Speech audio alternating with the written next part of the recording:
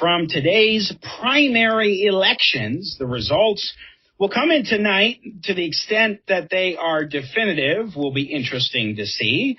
You never know if there may be close race that can take a few days to count, to go ahead and do curing of ballots. You see less of that in statewide elections as far as where it can come down to one or two votes like some local races.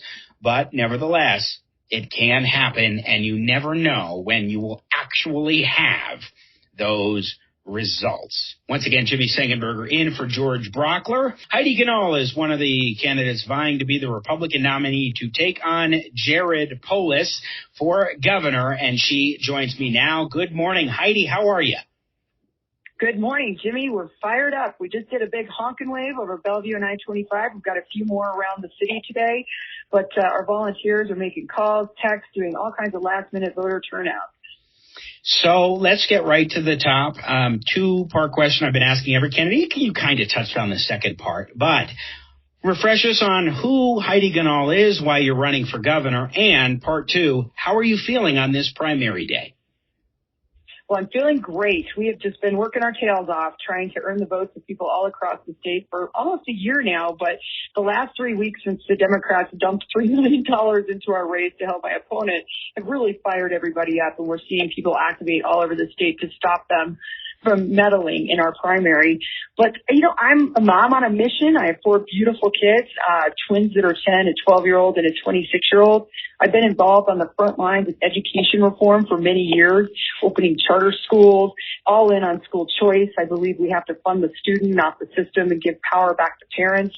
I'm also a regent at the University of Colorado. I was elected statewide in 2016, a year that Colorado handed it to Hillary Clinton and Michael Bennet, but I eked it out by about 77,000 votes when everybody said I couldn't do it. And I plan on doing that again tonight and also again on November 8th and beating Jared Polis. I'm also very passionate about small business as the founder of Camp Bow Wow. And after building a large franchise company, I know how important the job creators are in our state, in our country. And finally, I want to be a voice for rural Colorado, our farmers, our ranchers, our energy workers who we have to get back to work and stop the skyrocketing crime. As the daughter of a police officer, I have a lot of respect for law enforcement and have a good plan to turn things around so that we can feel comfortable going to a Rockies game again. So here's a fundamental question, Heidi Ganahl, for any voter who hasn't gotten their ballot in yet. Maybe they're still deciding between you and Lopez in this race. What sets you apart? Why are you that candidate that can bring the fight to Jared Polis? Why should Republicans vote Heidi Ganahl? Well, first of all, I've been a warrior for conservative principles in Colorado, whether it was as a regent at the University of Colorado, getting rid of safe spaces, protecting academic freedom, free speech, and bringing civics back, or as the leader of several ballot initiatives. I was the chair of No on Prop CC to protect Tabor. I was the chair of the effort to protect the Electoral College and stop the national popular vote, and also the chair of protecting our maps or getting balanced and fair maps. I also have been a warrior for education reform and school choice, opening charter schools, bringing opportunity to our kids. I have a lot of executive experience. I built a franchise company, a $100 million brand from scratch. I came from very humble beginnings. My mom and dad didn't have a lot of money, but gave me a lot of love and support and encouraged me to go do big things. And finally, I've won statewide. I'm the only Republican that's won statewide in almost 8 years. We've got a great playbook. We'll bring people in from all across the political spectrum like we did in 2016. And we are the ones that can beat Jared Polis. And I don't have a record I have to defend. I'm going to be on the offense, not the defense. And I'm excited to be the first woman governor of Colorado. Again, Republican candidate for governor Heidi Ganahl joining us. Jimmy Sengenberger in for George Brockler. You mentioned in the open here that the Democrats have been funneling dark money in a series of different races. It's called dark money because, well, in fact, when we look at some of these ads that are going out there, they don't even say who they're paid for by, which seems to be a flagrant violation of state law. But there's something very interesting that I wrote about last week in my column for Colorado Politics, Dems Play Dirty with Dark Money, about an excerpt from Former Missouri Senator Clara McCaskill's 2015 book, Plenty Ladylike, a Memoir, where she recounted how her 2012 reelection campaign had successfully helped secure the nomination of Todd Akin, who was her chosen Republican candidate, believing correctly in that case that Akin would be the most vulnerable GOP candidate, so she wanted to go against him. And she wrote, quote, "Using the guidance of my campaign staff and consultants, we came up with the idea for a dog whistle ad, a message that was pitched in such a way that it would be heard only by a certain group of people.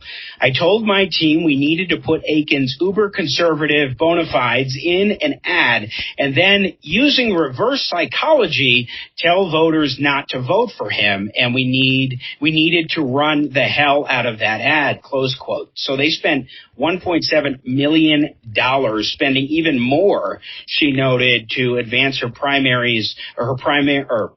Akin's primary campaign than he had spent.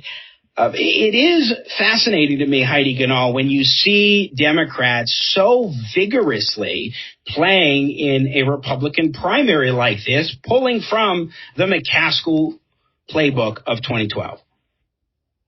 Well, I'm very honored that the Democrats are so worried about Jared Polis running against me. Obviously, they are, concerned about the election. And Jared likes to act very moderate, like he's got this under control, that I'm not a threat. Then why has he put money into selecting his own opponent? Why have the Democrats put $3 million into a Republican primary race in Colorado if they're not worried about defending his seat? That's the question we need to ask. So who's the better opponent? Who's the one we want running against Jared Polis? It's the one that the Democrats are trying to keep out of the general election. I'm a mom on a mission that will not take no for an answer. I'm going to fire up parents across this state. It's how we flipped 10 school boards just last fall.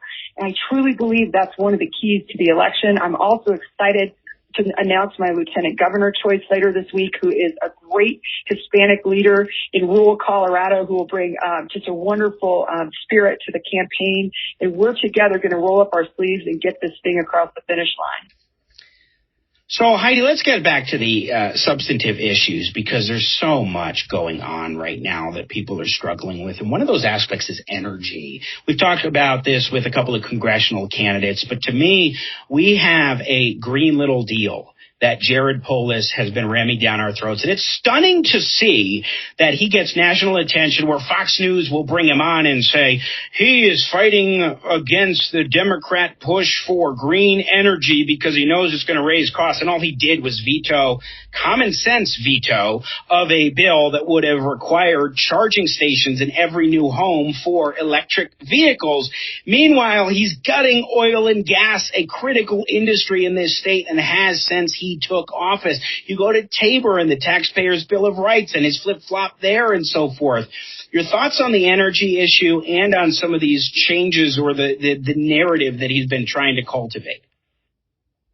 I think it's ridiculous that we don't produce oil and gas here in Colorado, where we have some of the strictest regulations on the planet. Like, we are the model for producing clean energy.